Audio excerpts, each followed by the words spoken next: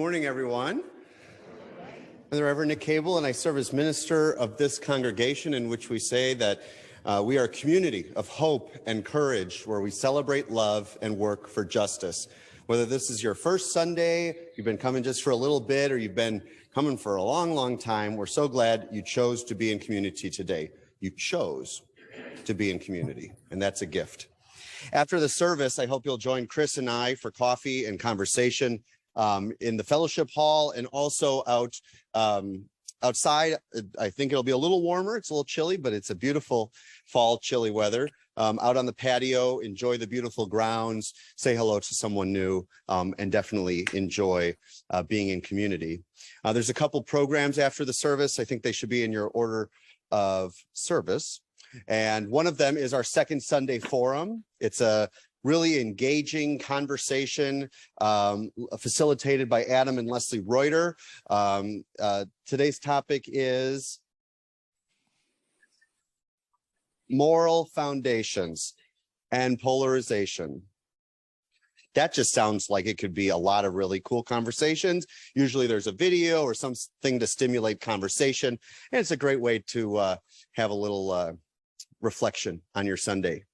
And then also there's a planning session for our weekend-long Halloween extravaganza, where there's programs on the 28th, the 29th, and the 30th.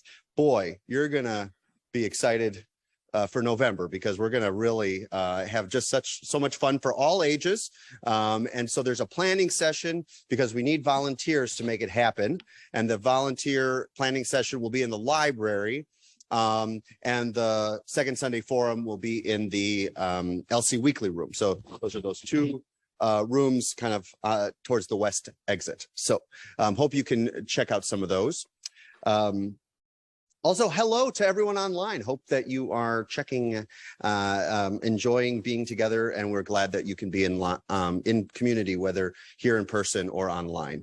We want to be a community that is accessible for people who are going through some sort of medical transition, who might be homesick, who might also be traveling and wish to stay connected. So glad you're here with us, however you are.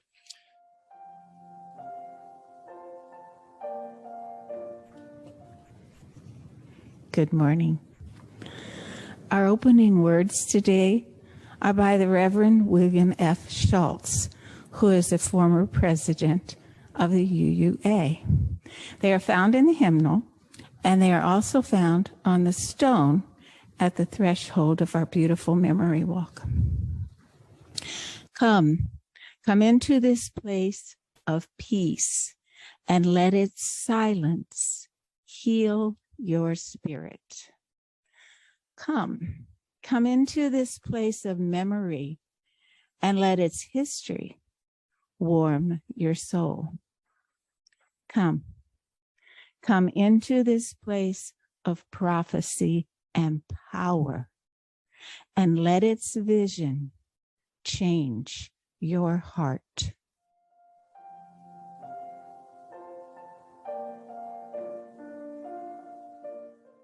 I need someone to open this. It takes a little strength.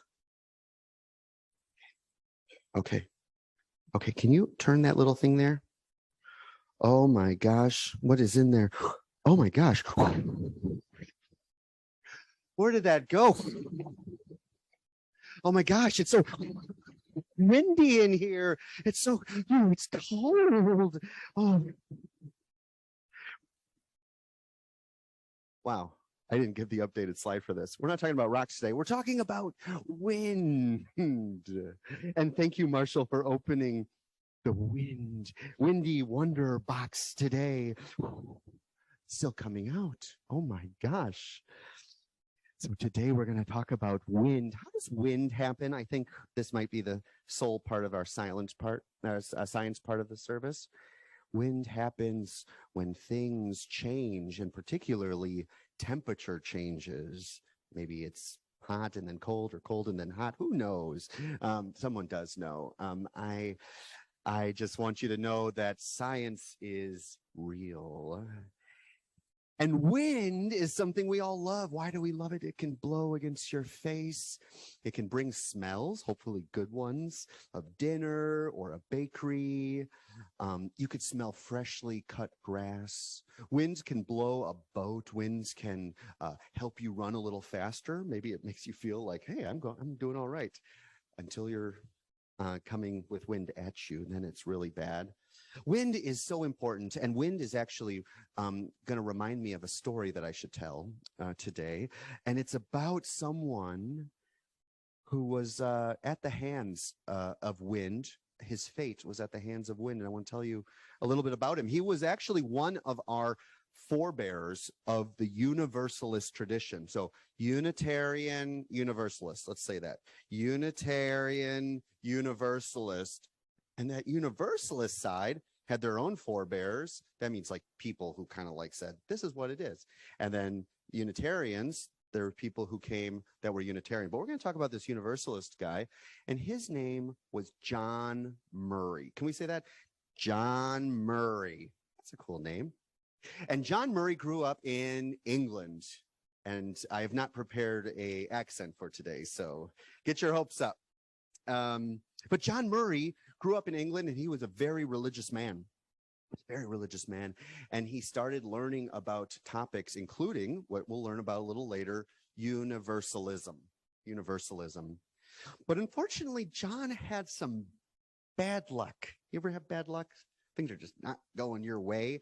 Well, it went really bad for John. His wife got sick. His little baby got sick. And both of them just got really, really bad sick, like beyond sick. And then he lost his job, and he was in debt because his family was sick. So he had to go to jail. And then he had to pay back all that money from the expenses of his family being sick. And then he was pretty much destitute. You know what that word means? It means kind of like rock bottom. That's really it. And so John was not consolable. He wanted to, he maybe was going to preach, but he was really sad. And so he said, I'm going to this new place. I heard it was called the New World, even though that's not necessarily how we understand it, but he thought it was the New World. And he went on this boat. He said, I'm going to start over. I'm going to get away from this. And so he went on this boat. How does the boat move? Wind. And he heads over to New York. And sorry to say this to you, but he got stuck in New Jersey. 15 minutes from where she grew up. And, you know, sometimes we get rerouted and we want to go to New York and we end up in New Jersey. But it's great. It's produced a lot of wonderful people. So he's stuck on a boat on a sand bar, and he can't get the rest of the way. So he volunteers to get on a boat, or to get on a littler boat, and go into shore to try to figure out how to get the rest of the way. He gets there and he meets this guy named Thomas Potter, not Harry Potter, Thomas Potter. And there Thomas Potter says, "Oh, John Murray, I'm so glad you're here. I built this chapel waiting for a Universalist minister to come and preach the good news, a loving God, a good news that we need to hear in this community." And John said, whoa, this is literally, he said, whoa, I'm not that guy. And he said, I need to get back on this boat. I need to go to New York, and I need to drown my sorrows in a new life. That was my old life. I'm not going to do that anymore. But Thomas Potter says, no, you are that guy. And I'll prove it to you. You just need to preach once and you'll remember everything you forgot. And he's like, no, I have to go. He said, how about this? If you're still here on Sunday, then you'll preach. It's like, well, I won't be here on Sunday. The winds will change and I will go on to New York and my life will be good. He said, okay. Thomas said, but if you are still here on Sunday, will you preach? John didn't think he had much to lose. It's a windy world out there. And he said, okay, sure. Well, Sunday came. And do you think the winds changed, or was he still there? He was still there. And John said, okay. And he went and he got in front of the pulpit and he preached a sermon about love and the love of the universe and the love of God, and no one can be separated from that love that we're all a part of. And he remembered something. He remembered something that he felt, not for a long time, but he felt when he was with his wife and his child. He remembered a love that he was taught.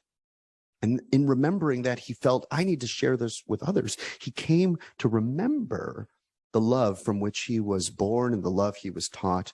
And so he went on and he preached in different places. This is kind of a more, I guess, rural. I guess everything was kind of rural in the 1770s. And he went around and he preached a gospel of love to so many people. And he went on to help us develop what is now Universalism, which is now Unitarian Universalism. And so next time you hear about John Murray, say, oh yes, that was that guy on the boat.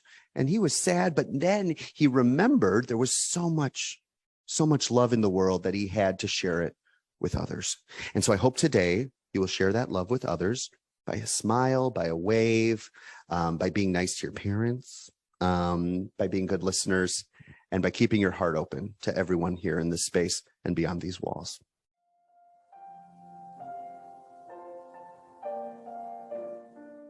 Lynn Montgomery, our board president, is going to continue our October situation with sharing situation. I don't know. I'm only so extemporaneous. And talking a little bit more about generosity this morning. Oh, this has been a morning. And he's already stolen all my thunder here. So, whatever. But he did ask me to write a short piece, which I did. And it fits right in. Okay. So anyway, Reverend Nick and others have told us many times of the creation of the combined UU. You just heard it. Many bites. Okay. Of the people who had a vision of what UU could be, how it could become a beacon of hope and knowledge, how it could bring people together who think for themselves, but reflect together, who are united in a broad and inclusive outlook with values. UUs are united in shared experiences, our open and stirring worship services, religious education, and rites of passage. Our work for social justice, our quest to include the marginalized, our expressions of love, many loves, those founders left us that legacy. He's also told us of a small group of individuals right here in Columbus who had a vision of what UU could be and who worked together to create our beautiful and inclusive interfaith campus. They've left us a legacy. During this period of reflection, in the next month or so, we're going to be asking you to culminate your monetary pledge to this UU congregation. What will your legacy be? How can you ensure that the education and programming you like and have gained from continues into the next year and beyond? How can you ensure that this building and the grounds will continue to serve us for generations to come? One way is to reflect on how much UU means to you and how much you can financially afford to pledge to UU for the ongoing programming in the upcoming year. What will future generations say about how you contributed to the UU? What will be your legacy? Okay.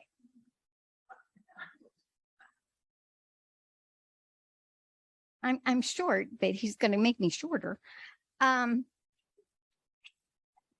At this time, we will be collecting the offertory for today. And you have an opportunity to deposit this form in the basket as it goes with you after you have completed your assignment for today.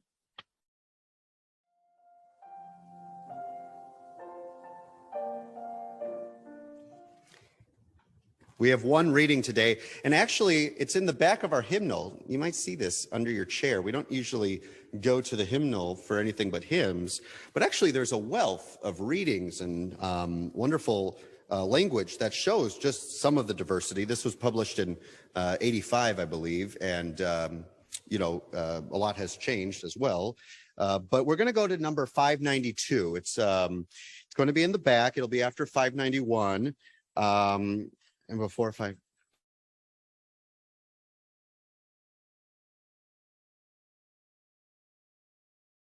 So what's going to happen is I'm going to read the plain type, and you as a congregation will respond with the italicized type. And these words are by William Ellery Channing, The Free Mind. I call that mind free, which masters the senses and which recognizes its own reality and greatness, which passes life not in asking what it shall eat or drink, but in hungering, thirsting, and seeking after righteousness. I call that mind free, which jealously guards its intellectual rights and powers, which does not content itself with a passive or hereditary faith, which opens itself to light whensoever it may come, which receives new truth as an angel from heaven. I call that mind free, which is not passively framed by outward circumstances and is not the creature of accidental impulse, which discovers everywhere the radiant signatures of the infinite spirit, and in them finds help to its own spiritual enlargement. I call that mind free, which protects itself against the usurpations of society and which does not cower to human opinion, which refuses to be the slave or tool of the many or the few, and guards its empire over itself as nobler than the empire of the world.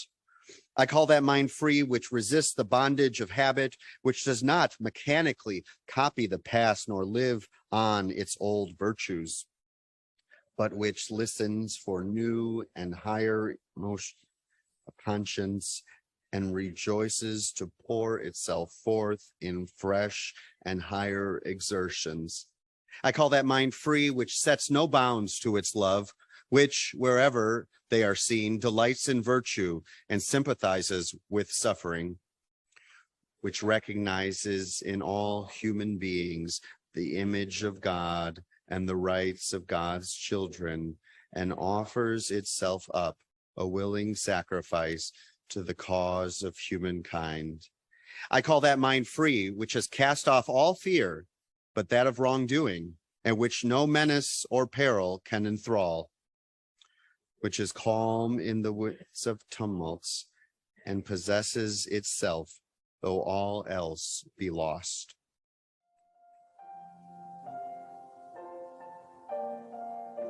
There are a lot of questions this morning. Today's printed question asks whether Unitarian Universalism is a religion. My mother knew the answer to this. Most definitely not. She was in tears one day because she knew that she would never see her grandchildren in heaven because they spent their Sunday mornings in the 8th Street Church. Well, others say, sure, yes, it is. We have 501c3 status as a church. The state of Indiana seems to think this is fine. We are. But I wonder if we're asking the right question. There are so many others to consider. What makes an organization a church? Who gets to decide?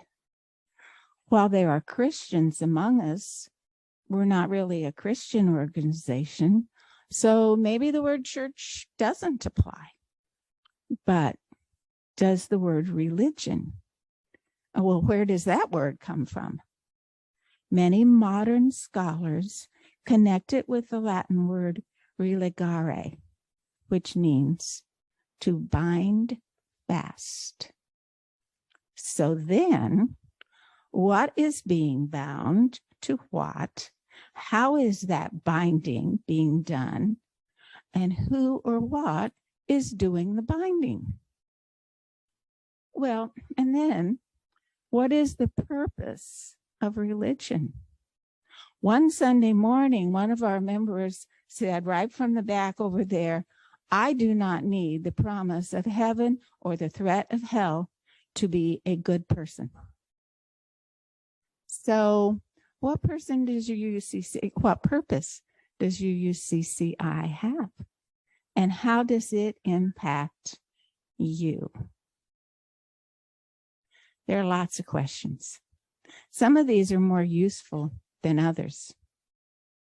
Today's question, is Unitarian Universalism a religion? I don't know. And really, I don't care. I look forward to Nick's thoughts on this subject, but really, I don't care if it is or not.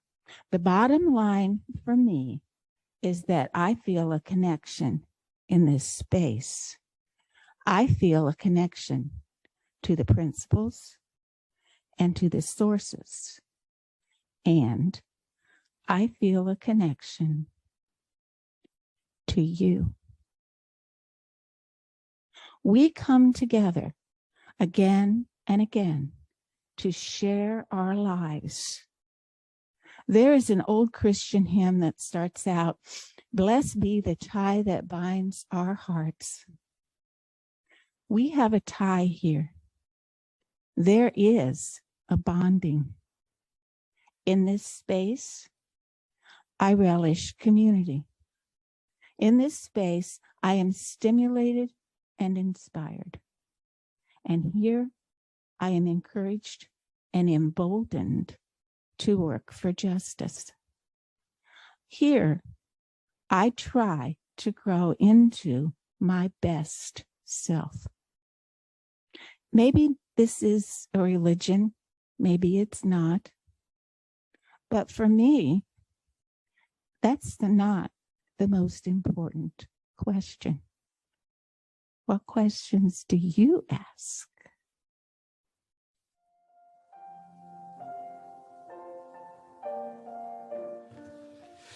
So two things. One, we are going to run a little long just because, you wanted the sermon series. Here you go. And then two, this title of this sermon is rhetorical. I'm not going to answer it. And so all of you get to think, based on the sermon, what would your answer be? But we'll see. Maybe you'll get an answer as we're doing this. So last Sunday, we sang these words. Where do we come from? What are we? Where are we going? It was a beautiful meditative way to start our Sunday service, focused on ancestry and the way these roots have shaped us as individuals. If you would like to watch or rewatch that sermon, you can view it on our YouTube channel, and I encourage you to. As we continue our sermon series this morning on our life roots, we turn to a different type of ancestry, a rich rootedness that may, for many of us, not be passed down from our parents or biological family members, but from some other thread that connects us all together. And by this, I mean, beyond our ancestry in a traditional sense, we are all rooted to various philosophical, ethical, spiritual, political, cultural, and or religious traditions. Taken together, and for lack of a better term, we can call these our spiritual ancestors, the people and communities, the movements that have shaped our lives with the values, teachings, and worldviews we now hold as individuals. Our spiritual ancestors are important to name because too often they are disregarded as having a lesser impact on our lives because there is not a direct genetic or genealogical line between them and us. But truly, these influences from music and art to religion and philosophy, from books and stories to political and civil rights movements, have more of an impact on who we are and where we are and on our individual existential sense of why we are than we may originally recognize. There are likely many people or teachings, writings, and times of history that you may gravitate towards, that you may feel connected to, that you may have discovered along your lifetime. These connections fill in some way the gaps that leave us feeling incomplete by our family ancestry alone. We all need and inevitably have some supplemental influences beyond what merely we hear or learn or experience within our family of origin. Indeed, it reminds me of a favorite poet of mine, William Stafford, with whom I personally feel spiritually connected. Stafford writes, "There is a thread you follow. It goes among things that change, but it doesn't change. People wonder about what you're pursuing. You have to explain about the thread, but it is hard for others to see. While you hold it, you can't get lost. Tragedies happen, people get hurt or die, and you suffer and get old. Nothing you do can stop time's unfolding. You don't ever let go of the thread." The poem is titled "The Way It Is," and it feels relevant more than ever on this Sunday. For I believe that many of us have been following a thread, weaving a thread through this life that has ultimately brought us, all of us, from there to here and from then to now, together in this community this morning. What are these threads or the winds that moved us to be a part of this congregation, that brought us here? Whether you've been coming for decades or just weeks, for the vast majority of us, we did not grow up in this congregation or even in this religious tradition. Many of us were not born UU, but later discovered Unitarian Universalism along our paths. Our connections then to Unitarian Universalism is something that is somewhat inexplicable, likely a result of a collection of experiences and personal reflection that brought you to the conclusion that, one, I'd like to give that UU thing a try, and two, oh, these are my people. This is my community. I can't tell you how many of you have told me some variation of this epiphany you've had, something like, I think I've always been UU, but just didn't know such a community or tradition existed. Have you thought of that to yourself?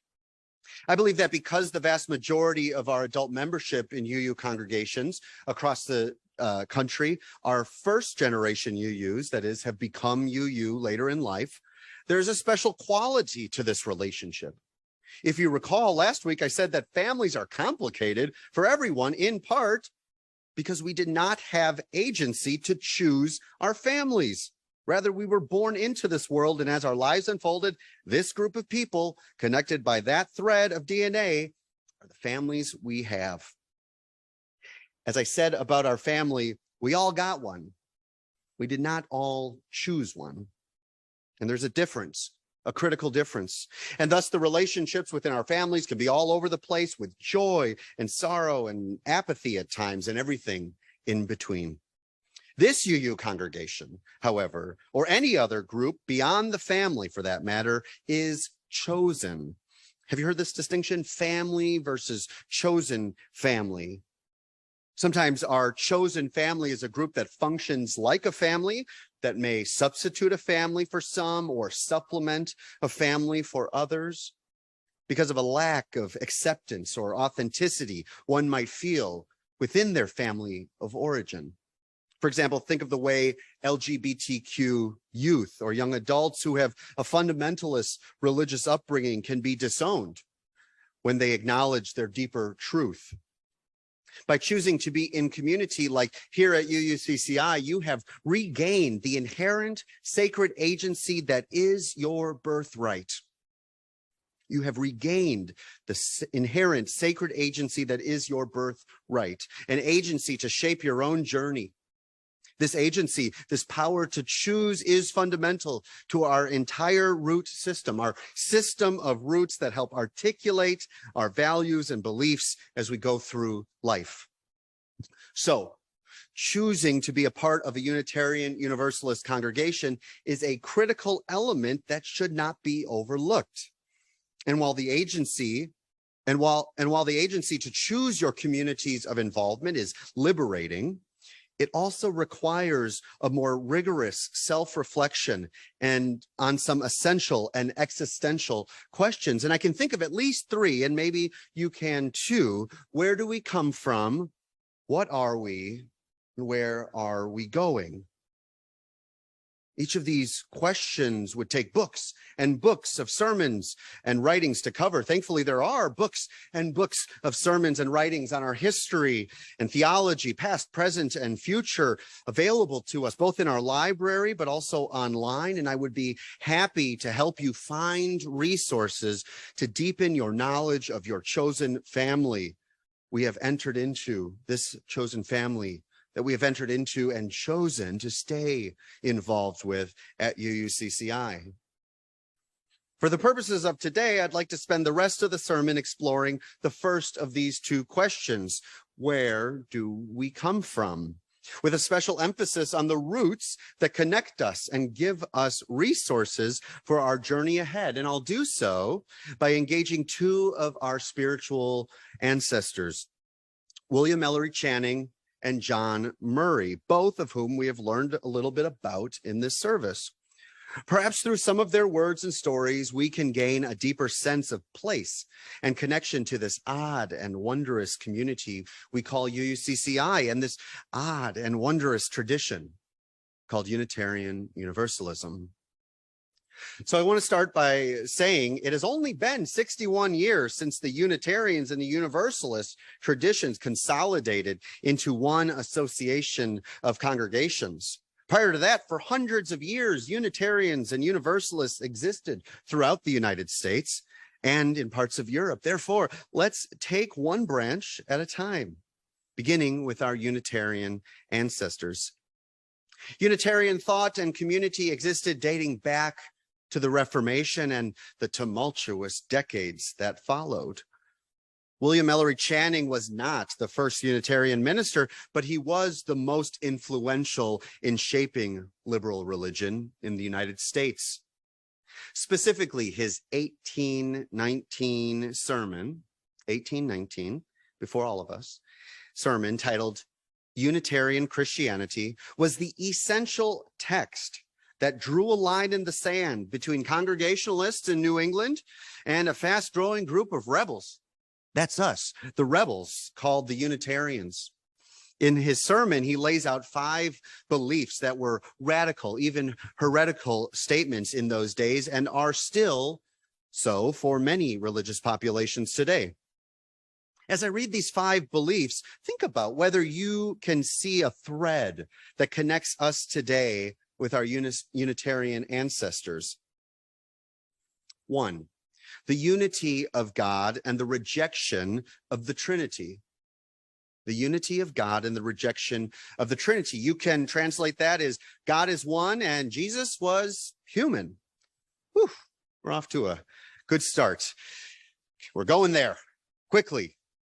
Actually, as an aside, this is where that term Unitarian as opposed to Trinitarian comes from. Unitarian, Trinitarian, you can kind of hear that. And Unitarian was actually popularized as a derogatory term by the bullies, the Trinitarians, a badge for which we came to wear proudly. The importance of reason, too, the importance of reason in understanding the Bible. The importance of reason in understanding the Bible. You can translate this belief to the idea that the Bible is open to interpretation, most specifically through the use of reason. 3, the importance of human nature in discovering religious truth. The importance of human nature in discovering religious truth. This means humans, each of us, have the capacity and authority to determine for ourselves what is true and meaningful. This is still more than 100 years before the first humanist manifesto was written, but indeed it tipped our cards toward a more human-centric emerging worldview, human-centric rather than theistic, God-centric worldview. 4, God as having a loving and parental nature. This can be summed up as God is all loving rather than being vengeful or judgmental. This was particularly controversial. All of these words, along with Jesus being fully human, as Calvinists and Lutherans were growing leaps and bounds and doing a lot in those days. And finally, 5, rejection of the doctrine of original sin. Rejection of the doctrine of original sin. So not only did Unitarians believe that God is love, but that we are made of love, not sin, that we are inherently good, filled with worth and dignity, not depraved and broken. I can get behind that. So these 5 elements, which shape much of the roots of our adopted spiritual tradition, this family of liberal religious people, specifically the Unitarians, the rebels, that we have chosen to be a part of. These are our spiritual ancestors. And thanks to William Ellery Channing, a line was drawn and a way was opened to create a space where liberal religion could grow and blossom for the next 200 years, including here in southern Indiana for the past 55. The core historical Unitarian beliefs: God is one, there is no single truth, we have the capacity to self-determine what is true, that God is love, and that we are inherently good, continue to shape Unitarian Universalism today, and much, if not all, of what we do here at UUCCI. Our language may have changed over the years, our emphases, what we center may have changed, but the essence of these beliefs have been passed down across the generations to all of us now here in this congregation. So what about the other side of our UU family tree? What gifts do the roots of our Universalist forebears provide us today? Let's return to John Murray, widely understood as the father of Universalism in the United States. We heard earlier the fantastical and yet seemingly true story of how Murray came to preach once more the truth of an all-loving God to which we are all restored. It's a powerful story, but the part I'd like to elaborate on are the events I tried to kind of go over quickly that came before he came to America, that precipitated his move to America. From a 1964 book I'm reading right now titled These Live Tomorrow, 20 Unitarian Universalist Biographies, Clinton Lee Scott recounts the tragedies that befell Murray and his family this way. The Murray's baby died at the age of 1 year, and the mother, overcome by the shock, soon followed. Murray was thrown into prison for debts that had been accumulated during his wife's illness. On being released from prison, he managed to pay his debts, and then done, he had no further ambition. Relly, who was a preacher and a mentor in England, urged him to preach, but in his sorrow, he felt unequal to this. He was a broken man. His only thought to get away from London and find solitude in new surroundings where he would never preach again. I think it can't be overstated how much Murray was at rock bottom. Sandbar is helpful imagery of that as he sailed and stopped in America. He wrote at this time, boy, buckle up, I wish to pass through life unheard, unseen, unknown to all, as though I never had been. I wish to pass through life unheard, unseen, unknown to all, as though I never had been. This statement makes Murray's story, his journey, all the more compelling. When through a series of fortunate weather patterns, Murray found the strength to remember the gospel of love and universalism that he was taught and which must be shared to any who would hear it. including himself. Murray remembered the loving embrace that he came to know, but forgot during the ravages of his personal losses.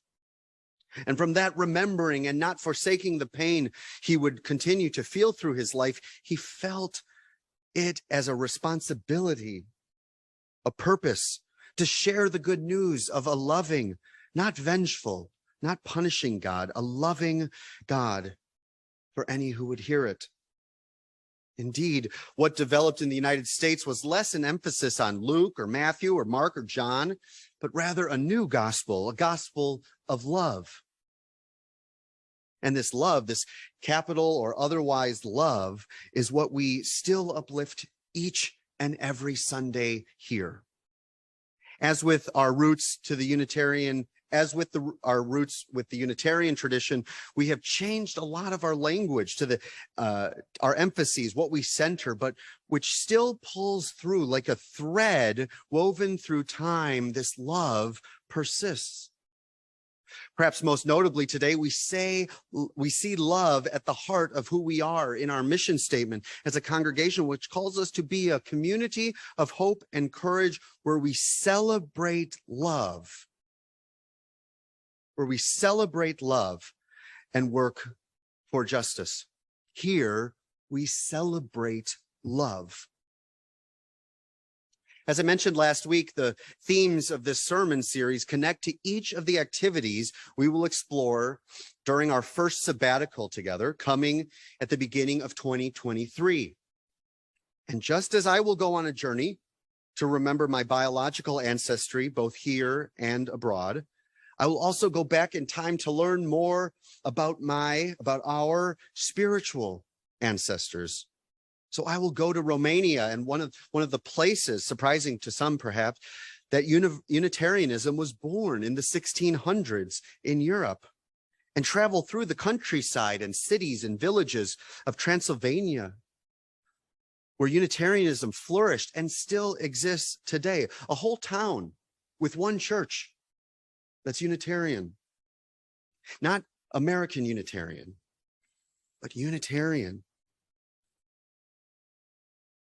I will have Hattie and the girls with me, as well as Hattie's parents, for support. And hopefully through that time and that place, I will feel the connection that I have both been given as a lifelong UU, but also have taken up as my calling to serve this tradition and help weave the next chapter.